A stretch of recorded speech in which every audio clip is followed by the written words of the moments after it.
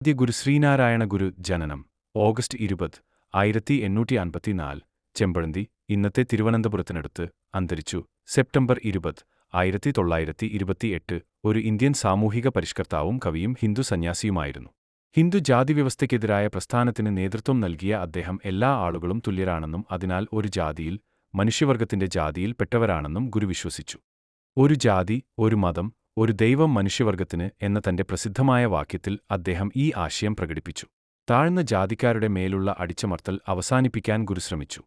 വിദ്യാഭ്യാസവും ആത്മീയ വളർച്ചയും അവരെ ഉന്നമിപ്പിക്കുന്നതിനുള്ള മാർഗമായി ഊന്നിപ്പറഞ്ഞു. എല്ലാ ജാതികളിലുമുള്ള ആളുകൾക്കും തുറന്നിട്ട നിരവധി സ്കൂളുകളും ക്ഷേത്രങ്ങളും അദ്ദേഹം സ്ഥാപിച്ചു.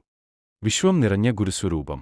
ശ്രീനാരായണ ഗുരുദേവൻ ഉപദേശിച്ച ഒരു പ്രധാനപ്പെട്ട തത്വം ശുദ്ധ ഹിന്ദുമത തത്വങ്ങൾ പ്രചരിപ്പിക്കണമെന്നാണ്. അത് സനാതനധർമ്മമാണ്. വിശ്വം നിറഞ്ഞ ഗുരുസ്വരൂപം. 1924 ആലുവയിൽ സർവമത സമ്മേളനം സംഘടിപ്പിച്ച് ഗുരുദേവൻ പറഞ്ഞത് മതപരിവർത്തനം ആവശ്യമില്ലെന്നാണ്. എല്ലാ മതങ്ങളുടെയും സാരം ഏകമാണ്. മതം ഏതുമാകട്ടെ, മനുഷ്യൻ നന്നായാൽ മതി. അതുകൊണ്ട് ആരും ആരെയും മാറ്റാനും മറിക്കാനും നിൽക്കേണ്ടതില്ല, ഓരോരുത്തരും നിൽക്കുന്നിടത്തുതന്നെ നിന്നാൽ മതി. മതപരിവർത്തനമൊന്നും ആവശ്യമില്ലെന്നും ഗുരു പറഞ്ഞു.